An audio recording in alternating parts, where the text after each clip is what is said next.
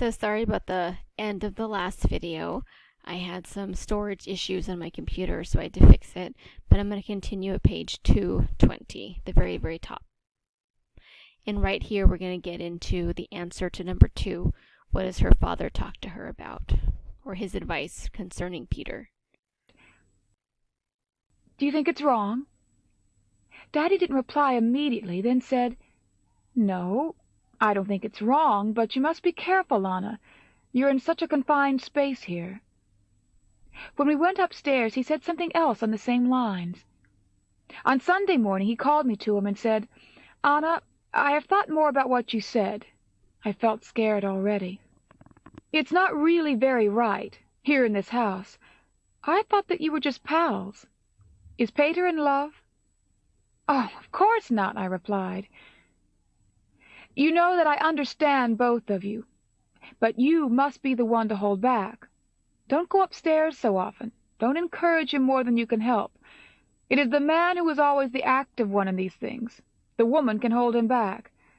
It is quite different under normal circumstances when you are free. You see other boys and girls, you can get away sometimes, play games, and do all kinds of other things. But here, if you're together a lot, and you want to get away, you can't. You see each other every hour of the day, in fact, all the time. Be careful, Anna, and don't take it too seriously." "I don't, Daddy. But Peter is a decent boy, really, a nice boy." "Yes." So right here is going to be our answer to number 2, and I'll go back and show you. So the advice that Anne's father gives her about Peter is to be careful and to set limits. So to be careful and to set limits. He tells her not to go up too often, reminds her that they are alone, but that things would be different if they were back home. It wouldn't just be the two of them. She would have school, she would have other friends, she might even have other suitors. We know that she was really popular with the boys even when she was 12 and 13. So he wants her to be careful, and I think that he doesn't want her to encourage Peter in the wrong kind of way. So that's the answer to number 2. But he is not a strong character. He can be easily influenced for good, but also for bad. I hope for his sake that his good side will remain uppermost, because by nature that is how he is. We talked on for a bit, and agreed that Daddy should talk to him, too. On Sunday morning in the attic he asked, "And have you talked to your father, Anna?" "Yes," I replied. "I'll tell you about it. Daddy doesn't think it's bad, but he says that here, where we're so close together all the time, clashes may easily arise." "But we agreed, didn't we, never to quarrel? And I'm determined to stick to it." "So will I, Peter. But Daddy didn't think that it was like this. He just thought we were pals. Do you think that we still can be?" "I can. What about you?"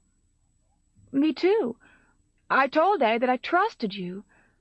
I do trust you, Peter, just as much as I trust Daddy, and I believe you to be worthy of it. You are, aren't you, Peter?" "I hope so." He was very shy and rather red in the face. "I believe in you, Peter," I went on. "I believe that you have good qualities and that you'll get on in the world." After that we talked about other things. Later I said, "If we come out of here, I know quite well that you won't bother about me any more." He flared right up. "That's not true, Anna." "Oh, no, I won't let you think that of me." Then I was called away. Daddy has talked to him. He told me about it today. "Your father thought that the friendship might develop into love sooner or later," he said. But I replied that we would keep a check on ourselves. Daddy doesn't want me to go upstairs so much in the evenings now, but I don't want that. Not only because I like being with Peter. I have told him that I trust him. I do trust him, and I want to show him that I do, which can't happen if I stay downstairs through lack of trust. No, I'm going. So she's in a very unique situation.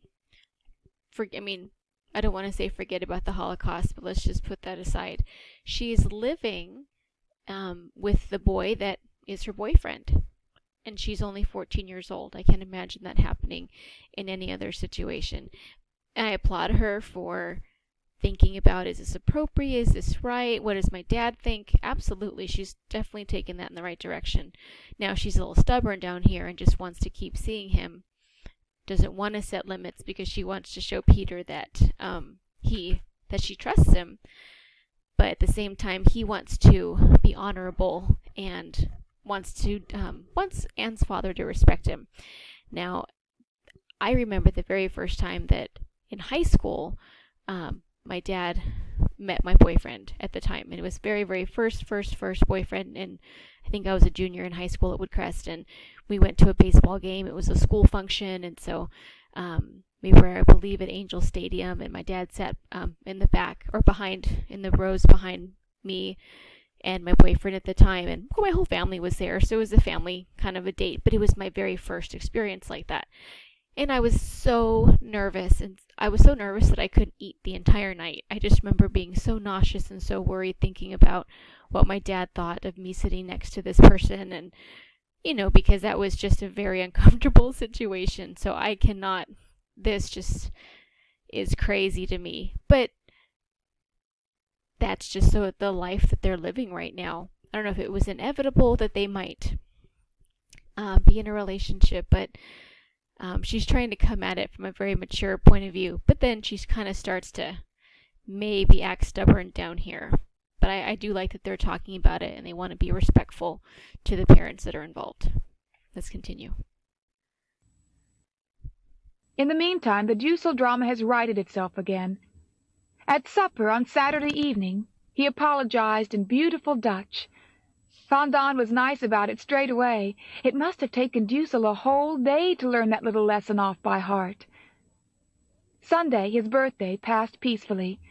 We gave him a bottle of good 1919 wine, from the Van Dauns, who would give their presents now after all, a bottle of Piccadilly, and a packet of razor blades, a jar of lemon jam from Crawler, a book, Little Martin, from Miep, and a plant from Ellie.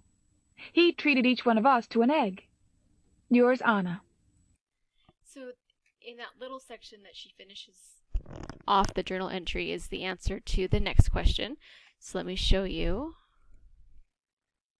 So, number 4, why is Mr. Dussel's apology being questioned? And they don't get into it right then and there, but I do want to give you guys the answer. After the big burglary incident where there was a hole in the wall in the warehouse, after all that big scare, they changed the rules. And if you guys remember, Mr. Dussel was not happy with the changes inside of the annex, and he talked about it. Let's see. Just want to check something. Okay. He was not happy, and he was verbally complaining. So he was kind of just being a negative person. But his birthday's coming up, and so they think in an effort to get presents, he apologizes. It seems that Dutch is not his first language. She mimics him kind of with a strong German accent when she speaks for him sometimes in the diary. So he's practiced clearly. It was a very nice apology. And so that was Saturday. So then on the next day, on Sunday, they gave him presents. So that's why his apology is being questioned. He might have only done it in order to get birthday presents. So he only apologized so he could get birthday presents from the members of the annex. Okay, and we're going to stop there for today. We'll pick up on 222 on Wednesday. And I will see you guys later. All right, have a blessed day.